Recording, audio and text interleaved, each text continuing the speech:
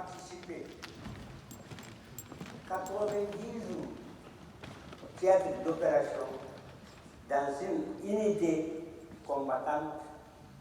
On appelle ça ancien conflit. Des centaines de milliers de tirailleurs venus de toute l'Afrique noire et de Madagascar à combattre sur les champs de bataille de la France. 150 ans après leur création par Napoléon III, et à l'heure où leur souvenir disparaît, il nous a paru essentiel d'évoquer leur histoire grâce aux rares images d'archives conservées par le ministère de la Défense. Souvent imprégnées des clichés de l'époque, elles n'en témoignent pas moins du courage et de l'abnégation de ces hommes qui, sans compter, versèrent leur sang pour une si lointaine mère patrie. La première colonie française s'établit à Saint-Louis, au milieu du XVIIe siècle. Pour la défendre et suppléer à la faiblesse des garnisons que déciment les maladies tropicales, la marine engage quelques soldats et marins indigènes, c'est-à-dire recrutés sur place, nommés laptos. Un siècle plus tard, la pénétration à l'intérieur des terres impose aux troupes de marine la formation d'une véritable force militaire africaine. Après diverses tentatives, c'est Louis Faidherbe, gouverneur du Sénégal, qui obtient de l'empereur Napoléon III que soit créé, le 21 juillet 1857, le corps des tirailleurs sénégalais.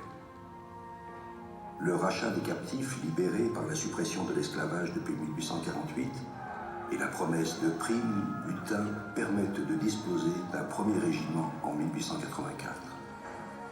Désormais, du Congo à l'Oubangui, du Dahomey à la Côte d'Ivoire, de Madagascar au Tchad, de la Mauritanie au Maroc, les tirailleurs participent à toutes les expéditions militaires qui permettent à la France de se doter en quelques années du second empire colonial au monde. Bien qu'ils soient recrutés à travers tous les territoires conquis, les soldats gardent leur appellation générique de Sénégalais.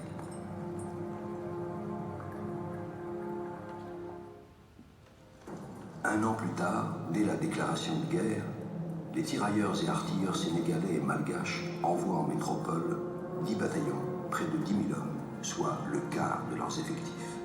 Venus du Maroc, d'Algérie, du Sénégal ou de Madagascar, de valeur très inégale sur le plan de l'entraînement au combat, les unités sont directement plongées dans la bataille de la Marne et de l'Isère. Pour les populations civiles, c'est bien souvent la première occasion de rencontrer des Africains.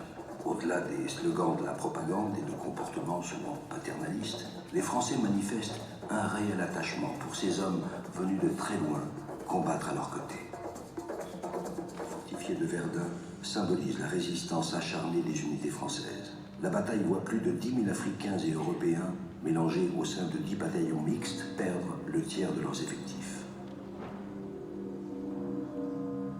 Le général Nivelle, avec à ses côtés le général Mangin, auréolé de ses succès devant Verdun, déclenche une offensive sur la Somme qui se veut décisive et n'hésite pas à y lancer 35 bataillons africains.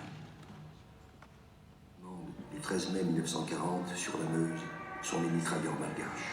Sans esprit de recul, ils laissent sur le terrain la moitié de leur effectif. Quelques jours plus tard, dans la forêt ardennaise, ce sont les tirailleurs des 1e et 6e divisions d'infanterie coloniale qui arrêtent la progression adverse. Rendus furieux par la résistance des troupes noires et imprégnés de préjugés racistes, les Allemands en exécutent des centaines sommairement en Artois, dans la Somme, sur la Loire, dans la Sarthe et surtout à Chasselet, près de Lyon, où des sections entières sont massacrées. Que les soldats, les marins, où qu'ils se trouvent actuellement, à se mettre en rapport avec moi. La France libre n'a pas fini de vivre. Nous le prouverons par les armes. S'appuyant sur l'Empire et les forces intactes qu'il recèle, enjeu déterminant dans la lutte qu'il entreprend, avec l'aide du gouverneur Eboué, le général de Gaulle reçoit à partir d'août 1940 le ralliement du Tchad, de l'Oubangui-Chari, du Cameroun, du Congo et du Gabon. La France libre dispose ainsi de plusieurs bataillons de marche de tirailleurs dont les exploits militaires marquent l'épopée de la libération. À commencer par les volontaires du Tchad qui accompagnent le futur général Leclerc dans ses raids audacieux à travers le désert du Fezzan et s'emparent de Koufra dès mars 1941. Culbutant des forces italiennes largement supérieures en nombre et en matériel ils apportent leur première victoire aux troupes gaullistes et assurent leur légitimité aux côtés des Anglais libres, débarquent en Italie. En juin, ils dépassent Rome, alors que ceux de la 9e division d'infanterie coloniale s'emparent de l'île d'Elbe sous le commandement des généraux Delattre et Magnan.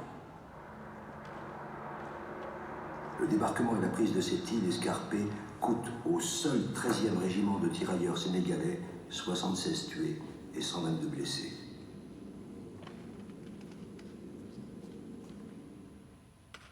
Maître de là, en Indochine, le Front nationaliste Viet Minh a déclenché une guérilla sans merci pour obtenir l'indépendance de la péninsule. Manquant régulièrement de soldats dans une forme de guerre nouvelle qui en exige beaucoup, la France fait encore appel aux volontaires africains. De 1947 à 1955, 60 000 tirailleurs participent aux opérations entre Rizières et Jungle, assurent la construction et la garde des postes sans cesse harcelés, poursuivent l'ouverture et le contrôle des voies de communication. Mission ingrate, meurtrière, qui valent à beaucoup d'entre eux de recevoir de nombreuses citations. À Diebenefou, ce sont des canonniers africains qui chargent les derniers obus tirés par la garnison assiégée. Au moment où en 1955 éclate ce qu'on appellera plus tard la guerre d'Algérie, 21 600 soldats africains stationnent en Afrique noire.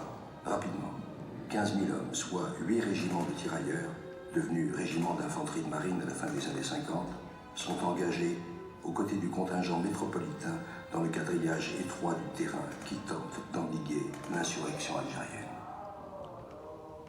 Dès 1956, l'indépendance interne des pays africains est annoncée et l'armée française s'emploie à former les cadres des futures armées nationales. Dans les vieux camps de Fréjus, on crée les Fortum, l'école de formation des officiers ressortissants des territoires d'outre-mer. Les jeunes aspirants, dont quelques-uns seront chefs d'État dans quelques années, croisent sans doute les tirailleurs vétérans dont les derniers bataillons sont dissous en 1964.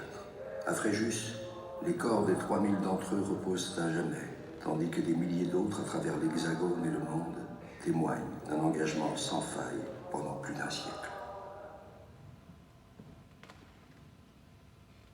Ils ne sont plus que 39 encore en vie. Ce sont les derniers tirailleurs sénégalais. Je m'appelle Djemé Oumar. Je m'appelle Bodj Gorgui. Je m'appelle Yoro Diaw. Je suis né en 1933 à Kermari, Sénégal. Je suis né en 1928 à Dagana, près de Saint-Louis. Je suis incorporé dans l'armée le 6 mars 1953 au 1er RTS régiment de tireurs sénégalais. Moi, je n'étais pas engagé. Je n'étais pas engagé parce qu'à l'époque, comme on était colonie français, tous les jeunes qui avaient 19 20 ans, si vous êtes apte, on vous amène directement. Moi, je suis un fils de chef. Mon père a fait la guerre 14-18. Son frère a fait la guerre 39-45. Mon grand frère aussi a fait la guerre d'Indochine. Moi aussi, je dis, je vais faire la guerre avec la France. J'ai déjà 18 ans, 20 ans, en 48. Il fallait donc rentrer dans l'armée, comme mes cousins. Dès leur incorporation au sein des troupes de tirailleurs, ils sont envoyés en Indochine, puis en Algérie. On m'a nommé pointeur au 405 HM2. C'est de moins 5 à 65 degrés. Et le pivot, c'est 400 à gauche, 400 à droite. J'étais bon pointeur. Voilà.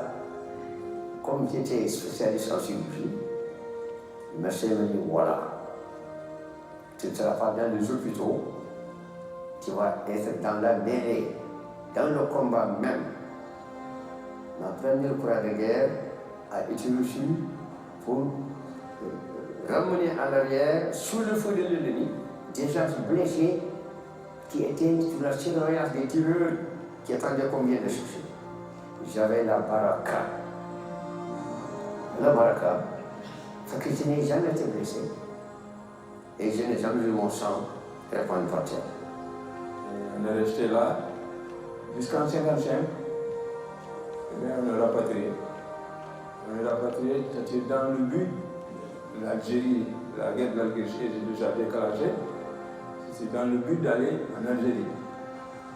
J'étais le premier à venir en Algérie. Bon, on disait que l'Algérie c'était au maintien d'ordre, mais c'était la guerre. C'est la guerre parce qu'il y a beaucoup de morts en Algérie. Lorsque les colonies accèdent à l'indépendance, les tirailleurs, eux, doivent choisir leur pays. La France nous demande celui qui veut opter, il opte à la nationalité française. Celui qui peut rentrer, il rentre. Comme moi, j'avais mon père, il était vieux, hein, il n'avait pas de soutien. J'ai fait 10 ans dans l'armée française. Là, je dis, je rentre. Sénégal indépendant en 60. On dit, oui, alors votre pays est indépendant, mais vous ne partirez pas. Je dis non. Je ne pourrais pas ne pas aller dans l'armée sénégalaise. On a besoin de moi, je suis instructeur. Je dis, madame, nous voulons cette réparation-là. Nous voulons rentrer chez nous. À côté de nos enfants, à côté de nos femmes. On a fait avec toutes les guerres. Ils devaient nous aider. Parce qu'on a fait toutes les guerres avec eux. Je ne saurais jamais comment vous remercier pour ce que vous avez fait. Il fallait avoir du courage. Après de longues années de lutte, le gouvernement a accédé à leurs demandes. Ils pourront donc enfin rentrer définitivement dans leur pays.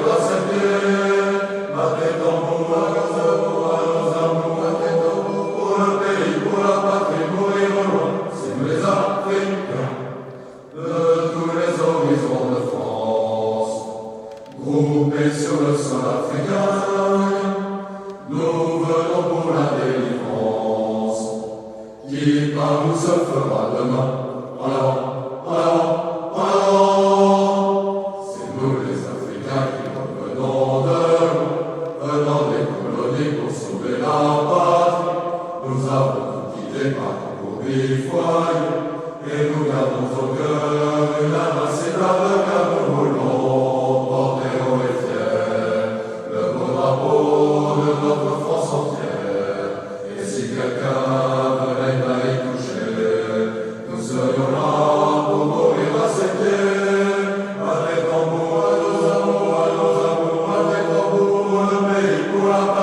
mourrons, c'est nous les Africains. Et lorsque finira la guerre, nous reviendrons à nos gourmets, le cœur joyeux et l'âme fière, d'avoir libéré le pays, en riant, en chantant, en allant. C'est nous les Africains qui venons de loin, venant des colonies pour sauver la patrie. Nous avons quitté par Cambodge, et nous gardons au cœur